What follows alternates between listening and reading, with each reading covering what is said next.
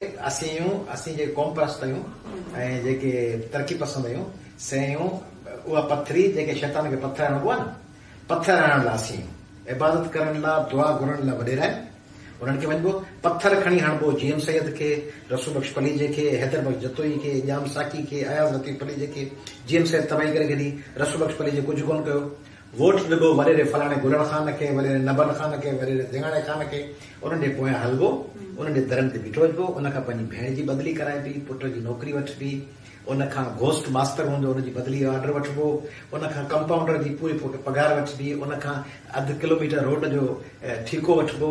उनजे ज़रिए हिकिड़ी कॉन्फ्रेंस अदीबनि जी में भाड़ो करे इस्लामाबाद वञिबो। उन डिपार्टमेंट तरफ़ां लंडन वञिबो, उते हथ लोरबो, तकरीर कबी, सेल्फी कढाइबी, पॉलिसी हुजे।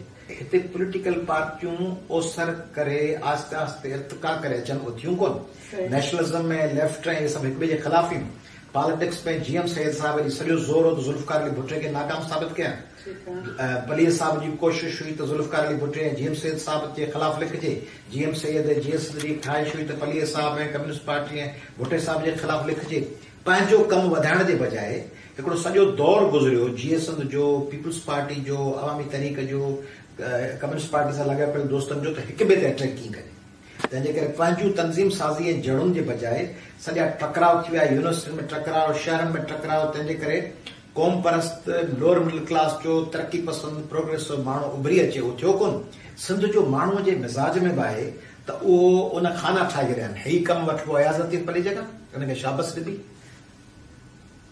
पूए जा पैसा हिनखे ॾिबा, दावत हिनखे ॾिबी, थाणे में हिन खां छॾाइबो, वाटर कोर्स हिन खां खोलाइबो, जंहिंखां वाटर कोर्स खोलाइबो वोट हुनखे ॾिबो, जेका माण्हू जे तव्हांजो ॿधायो हूंदो वोट हुनखे ॾिबो।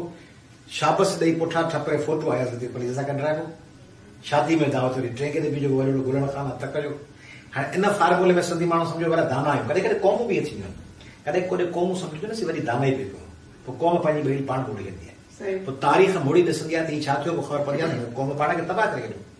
तंहिंजे करे जीएसनि जा मुख़्तलिफ़ ग्रुप्स, क़ौमी अवामी तहरीक, एसयूपियूं, फंक्शनल लीगूं, जेयूआई, सिंध में कमु कंदड़ लेफ्ट जूं पार्टियूं, कम्युनिस्ट पार्टी, पीपुल्स पार्टी, जेके पार्टीज़ आहिनि उहे जाइज़ो वठनि त असांखां किथे किथे कोताहियूं थियूं आहिनि जो सिंध जे माण्हुनि खे डिलीवर न थी सघियो ऐं असांखे ॿी कहिड़ी स्ट्रेटेजी इख़्तियार करणु खपे।